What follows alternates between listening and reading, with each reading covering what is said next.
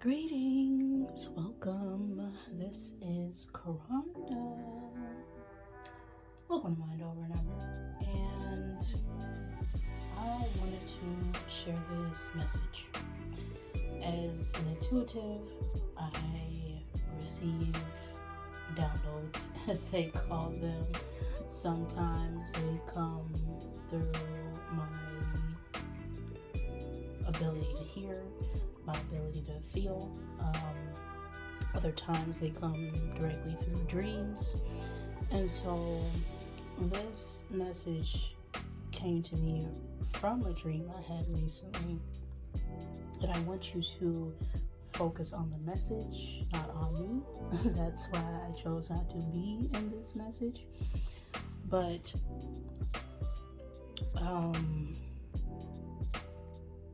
overall, it's going to tie into the readings that I cover for the life paths this week.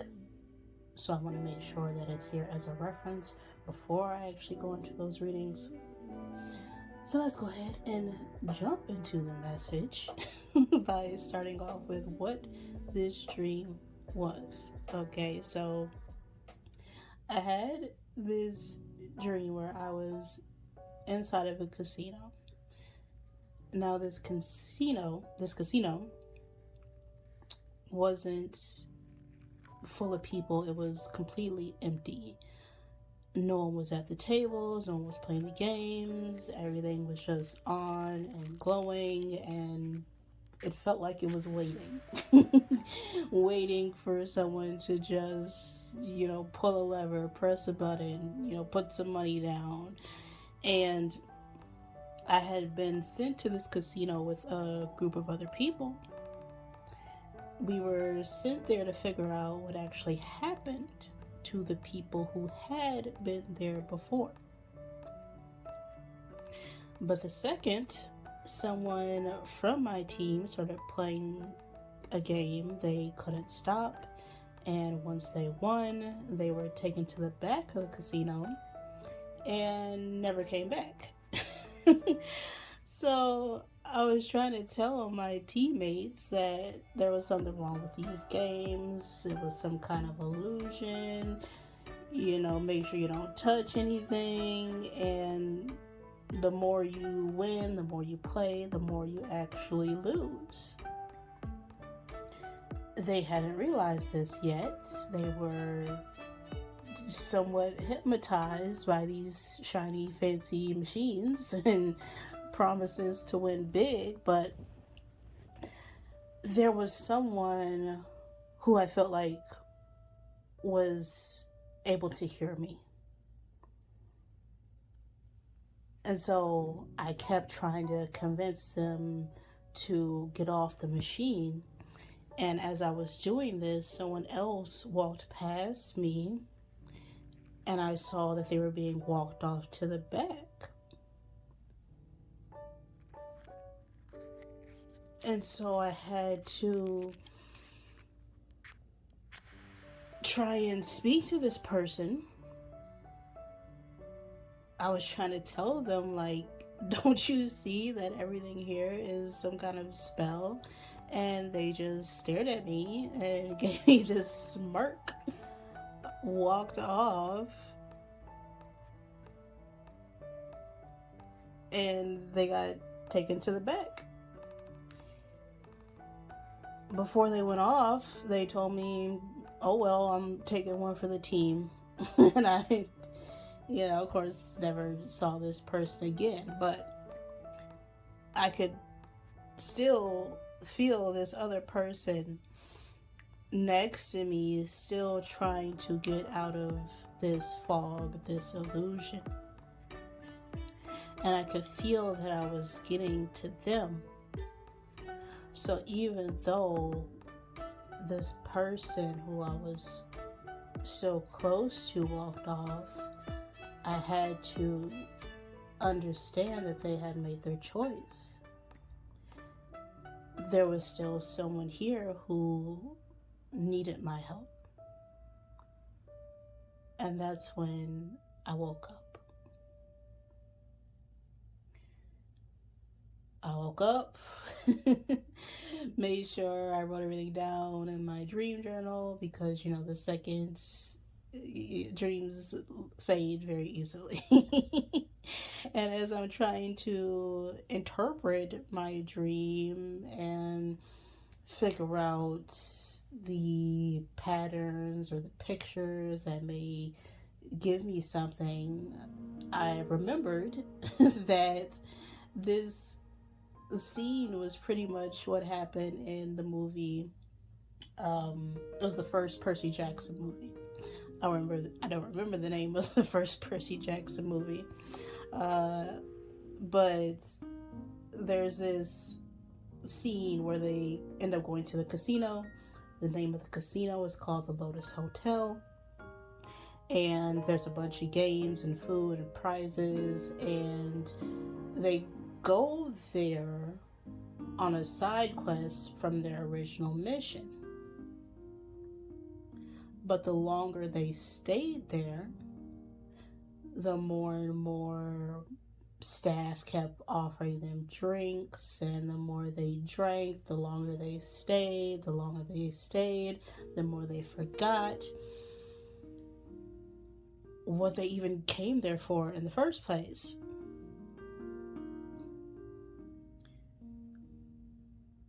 And so I started to look up where this version of the story came from, and it actually came from the Odyssey, another old story I hadn't read since middle school. But the Odyssey is a old Greek mythology. Another movie that spins this tale is called Oh Brother, Where Art Thou? Pretty good movie. It's got George Clooney. You may need to look that up. But in the Odyssey, there's an island of people who are eating lotus flowers. And Odysseus sends some scouts to the island to check it out, but they eat the flowers. And the moment they do, they lose all memory of home. They stop caring about anything beyond that moment. They don't feel any pain, but they don't feel any purpose either. They become content with staying on this island, and Odysseus realizes that danger. So he physically has to grab whoever he can, tie them to the benches of his ship, and force them to leave. And although sometimes we may not want to force people out of situations where they're doing things that cause them to be in an illusion like that, you gotta do what you gotta do. And so after reading that, that's when I realized that the lotus is really anything that feels good enough to make you forget what actually matters. And it shows up all the time in our lives. That job that drains you, that you show up to every day, and you only go there to collect a paycheck so you can feel financially secure. The relationship that you've been in for 2, 5, 10 years, but it's not supporting you emotionally. It's just something you're familiar and comfortable with, so you think, why leave? Okay, it's the scrolling on social media to avoid doing basic chores. It's getting stuck in a routine to the point where you're numb. You're hollow. It's not fulfilling you. You're not growing, right? You're staying stuck like a rock, not moving anywhere. And if you're moving at all, it is very, very, very, very slowly, unless something forces you to move.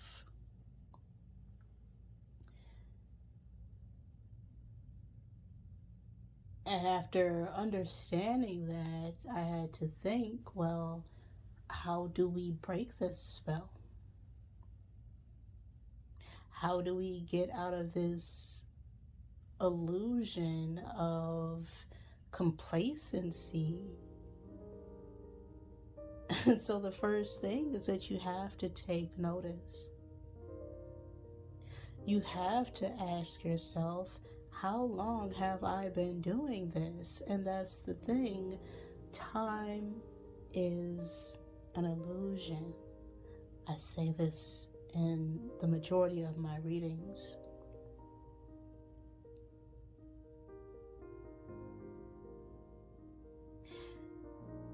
As time is not just a clock or a calendar, it's a measurement, it's a tool. And like most tools, it can be weaponized to create a trap.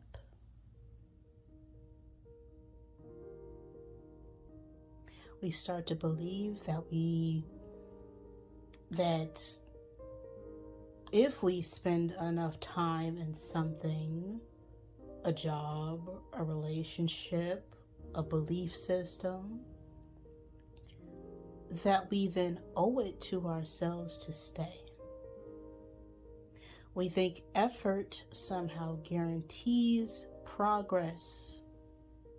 We think time spent means it's still worth holding on to, but time doesn't tell the whole story. It just shows how long you've been somewhere, not whether or not you still belong there.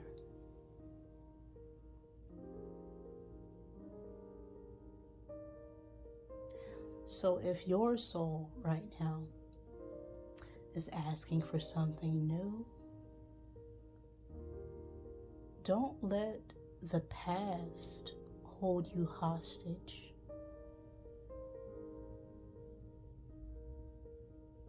The past is not what is happening right now.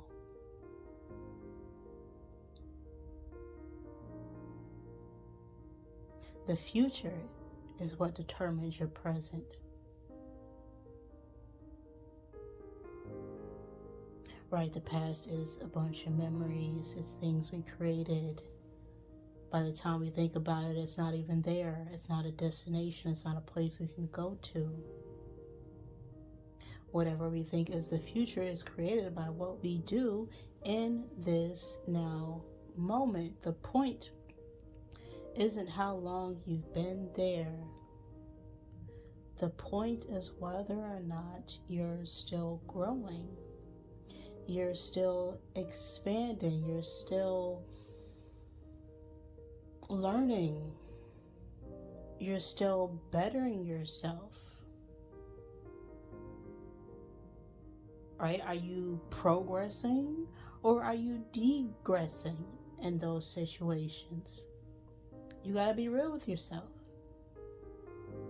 You must tell the truth, even if it's uncomfortable. Even if you feel like that other person isn't hearing you, or if there may be some negativity for you just expressing yourself, you still have to express that truth. And if you're not sure, definitely go talk to someone who actually remembers that real you, who you were before you started that job, before you went on that crazy diet, before you got a new idea to try something out, and that friend comes up to you and goes like, hey, I'm not sure if this is working for you. They're not necessarily doing that because they're jealous or envious. No, that's your self talking. That's the illusion talking. That's the fear talking. They're saying that because they remember you before you got stuck in that illusion.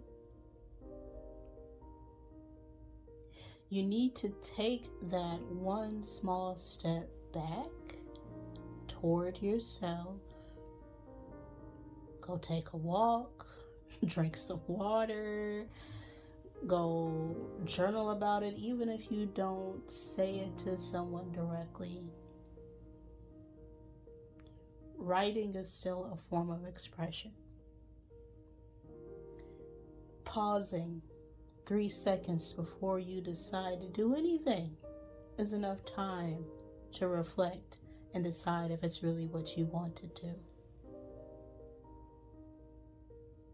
You don't have to fix everything right away, right? Because time is an illusion. You just have to stop eating the lotus. And another thing about the lotus that's also important is that spiritually, the lotus is a symbol of growth and awakening. It's a flower that's able to grow out of muddy water, straight out of the depths of lower negative feelings and emotions, right? Whenever you see water, that symbolizes emotions. And so the lotus is able to grow out of the depths with these lower negative, bottom feeders, as they call them. But it still blooms, it still rises above all this mess and opens up anyway. So the message just isn't don't eat the lotus. It's don't use it to go numb and become complacent to the point where you are lowering yourself to someone else's level. Use it to wake up. Let it remind you. Let it bring you back to yourself. Let it help you grow. Because real peace doesn't make you forget. It helps you remember. So if something in your life feels like that casino, okay, lots of lights, lots of games, lots of flashy things on the outside to, keep you there, but it's kind of empty, you already know. Don't eat the lotus. Grow like one.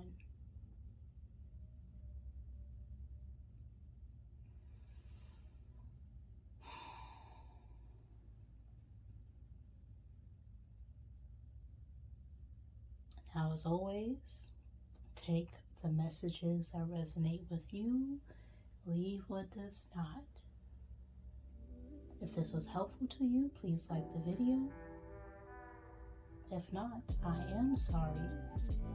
Please forgive me. Thank you for joining me, and